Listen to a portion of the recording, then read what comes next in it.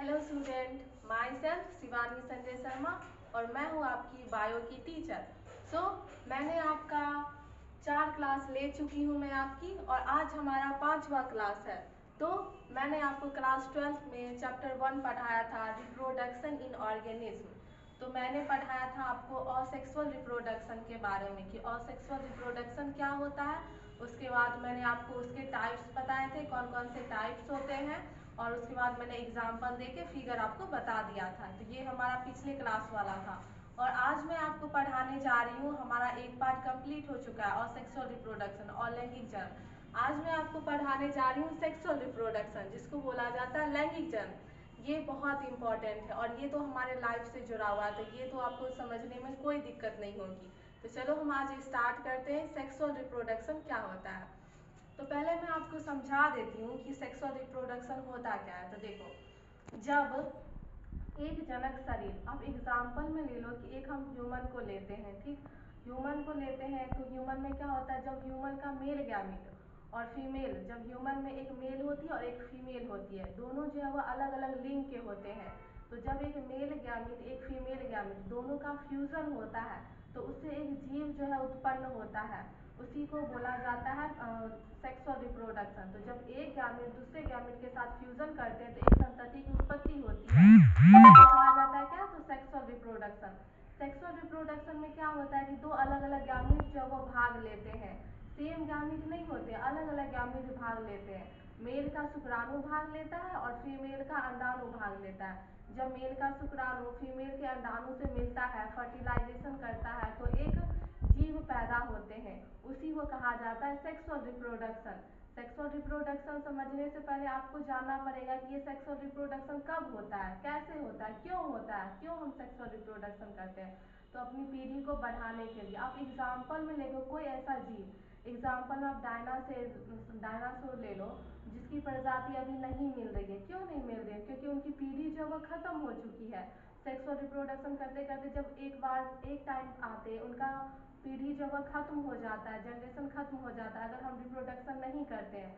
तो ऐसे ही ह्यूमन में होता है कि ह्यूमन जो है धीरे धीरे रिप्रोडक्शन करता है, जनन करता है, जनन से उनकी पीढ़ी की निरंतरता जो है वो बनी रहती है, इसलिए सेक्सुअल रिप्रोडक्शन किया जाता है। तो आप पूछोगे कि सेक्सुअल रिप्रोडक्शन हम कब कर सकते हैं, तो एक एज होता है, एक फेज होता है सेक्सुअल रिप्रोडक्शन करने के लिए। तो देखो, जब ह्यूमन बर्थ करता है, जन्म लेता है, उसके बाद वो मैच्योर होता है, मैच्योर होने पर एक एज आता है, मैच्योर होने के बाद ही वो सेक्सुअल रिप्रोडक्शन कर सकता है। तो चलो मैं बताती हूँ कि ह्यूमन जो है कब मैच्योर होता है। तो देखो, पहले तो मैं आपको बताती हूँ कि ये जो सेक्सुअल रिप्रोडक्शन है, जिसको लैंगिक जनन कहा जाता है, लैंगिक जनन को क्या बोला जाता है, एम्फीमिक्सिस। आप लैंगिक जनन को एम्फीमिक्सिस या फिर सिनेजेसिस या फिर आपको इसको एम्फीगोनी भी बोल सकते हो। आपसे पूछा जाएगा कि सेक्सुअल रिप्रोडक्शन को और हम किस नाम से जानते हैं, तो आप बताओगे कि सेक्सुअल रिप्रोडक्शन को हम एम्फीमिक्सिस, सिनेजेनेसिस और एम्फीगोनी भी बोल सकते हैं। तो ये हो गया हमारा सेक्सुअल रिप्रोडक्शन का अलग अलग टाइप का नाम। अब मैं आपको बताने जा रही हूँ सेक्सुअल रिप्रोडक्शन का डिफिनेशन क्या होता है। तो चलो देखो, आप विकास की वह विधि जब ह्यूमन विकास करता है तो उसकी वह विधि जिसमें नर और मादा युग्मक, मतलब एक मेल गैमीट होगा और एक फीमेल गैमीट होगा, जब दोनों का संलयन होता है, मतलब फ्यूजन होता है, तो एक नए जीव का निर्माण होता है, एक नए गैमीट का निर्माण होता है। इस जनन को एम्फीमिक्सिस या सेक्सुअल रिप्रोडक्शन कहते हैं। तो चलो, ये हो गया सेक्सुअल रिप्रोडक्शन क्या कहते हैं। अब ये सेक्सुअल रिप्रोडक्शन कब होता है, तो देखो, सेक्सुअल रिप्रोडक्शन के 3 फेज होते हैं। आप सेक्सुअल रिप्रोडक्शन करने टाइम में देखो, एक होता है जुवेनियल फेज, जुवेनियल फेज के बाद होता है, एक होता है वेजिटेटिव फेज जो कि प्लांट में होता है, और एक हमारा हो गया रिप्रोडक्टिव फेज। तो 3 फेज होते हैं सेक्सुअल रिप्रोडक्शन के, जुवेनियल फेज, वेजिटेटिव फेज और रिप्रोडक्टिव फेज। तो चलो मैं आपको बताती हूँ कि ये जुवेनियल फेज क्या होता है। जुवेनियल फेज का मतलब होता है कि जन्म से लेकर प्रजनन हेतु, मतलब जब मैं जन्म ली, जब मैं प्रजनन के फेज में आई, तो परिपक्व होने तक, जब मैं मैच्योर हो गई, मैच्योर होने की अवधि को, जब एक ह्यूमन जन्म लेता है, जन्म होने के बाद वह मैच्योर होता है, और मैच्योर होने की अवधि को ही जुवेनियल फेज कहा जाता है, किशोरावस्था कहा जाता है। आप ये समझोगे किशोरावस्था में क्या होता है, तो जो जब गर्ल्स मतलब लड़की किशोरावस्था में आती है तो उसमें कुछ चेंजेस आने लगते हैं और बॉयज़ में भी कुछ चेंजेस आने लगते हैं। गर्ल्स की जो है वो ब्यूटी थोड़ी सी बढ़ने लगती है, उसके फेस पे पिंपल आना शुरू हो जाता है। उसके बाद बॉयज़ में क्या होता है, उनकी दाढ़ी आने लगती है, फेस पे बाल आना शुरू हो जाता है, उनकी वॉइस जो है वो आवाज़ चेंज होने लगती है, थोड़ी भारी हो जाती है। इसी को कहा जाता है किशोरावस्था। It means mature age, mature phase. अब मैं नेक्स्ट बताने जा रही हूँ आपको वेजिटेटिव फेज क्या होता है। तो देखो, पौधों में बीज, जब हम एक पौधा लेते हैं उसका एक बीज लेते हैं, ये बीज जो है वो अंकुरित हो जाता है, अंकुरित होने के बाद पुष्प बन जाता है, पुष्प होने के बाद वो वृद्धि करने लगता है। वृद्धि की इस विधि को कायिक phase, it means vegetative phase कहा जाता है। आप एक सपोज दैट एक फ्लावर लिए, उसका एक बीज लिए, उसका बीज क्या हुआ, उसका बीज अंकुरित होने लगा, अंकुरन होने के बाद वो पुष्प बन गया, पुष्प होने के बाद वो वृद्धि करने लगा, तो इसी को कहा जाता है वेजिटेटिव फेज। अब मैं आपको बताने जा रही हूँ वेजिटेटिव फेज के बाद रिप्रोडक्टिव फेज क्या होता है। तो देखो, जब एक कोई जीव होता है लैंगिक जनन शुरू करते हैं, जब जीव लैंगिक जनन शुरू करते हैं तो प्रजनन अवस्था मतलब रिप्रोडक्टिव फेज इसी को कहा जाता है। मैं लैंगिक जीव हूँ, मैं एक जीव हूँ, मैंने स्टार्ट किया प्रजनन की अवस्था, मैच्योर एज में आई, मैंने प्रजनन की अवस्था शुरू की, रिप्रोडक्टिव फेज शुरू की, तो मुझे कहा जाएगा रिप्रोडक्टिव फेज। तो चलो, ये हो गया आपके 3 फेज। अब मैं आपको बताने जा रही हूँ तीनों फेज के बाद कि कुछ जीव होते हैं नॉन प्राइमेट और कुछ जीव होते हैं प्राइमेट।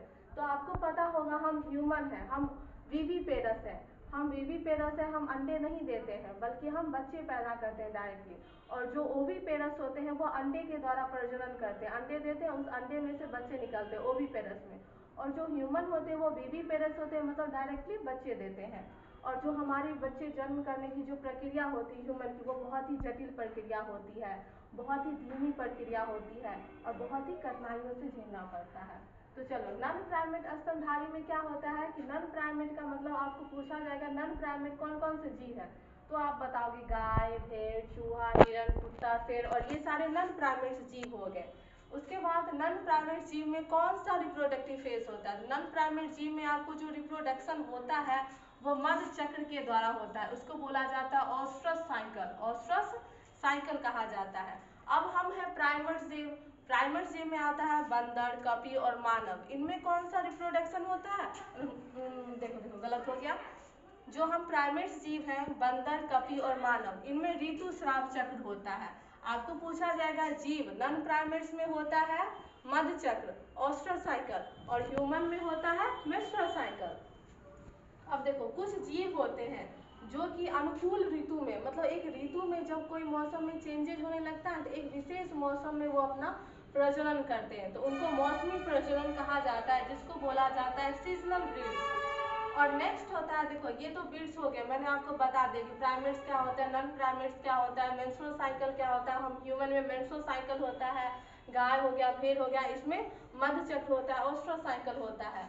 अब मैं आपको बताऊंगी कि ये जो लैंगिक जनन है, सेक्सुअल रिप्रोडक्शन है, सेक्सुअल रिप्रोडक्शन की कितनी घटनाएं होती है, कौन कौन से सेक्सुअल रिप्रोडक्शन के इवेंट्स होते हैं। तो सेक्सुअल रिप्रोडक्शन के 3 चरण होते हैं। कितने फेज होते हैं, 3। कौन कौन से इवेंट्स 3 है, देखो, एक होता है निषेचन पूर्व घटना, मतलब निषेचन से पहले की घटना। दूसरा होता है निषेचन मतलब जब मेल और ह्यूमन, मेल का गैमेट और फीमेल का गैमेट एक दूसरे के साथ संलयन करते हैं।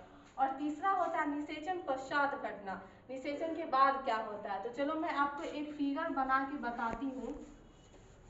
देखो, ये हो गया ह्यूमन, ठीक, ये ह्यूमन हो गया, ये हो गया मेल,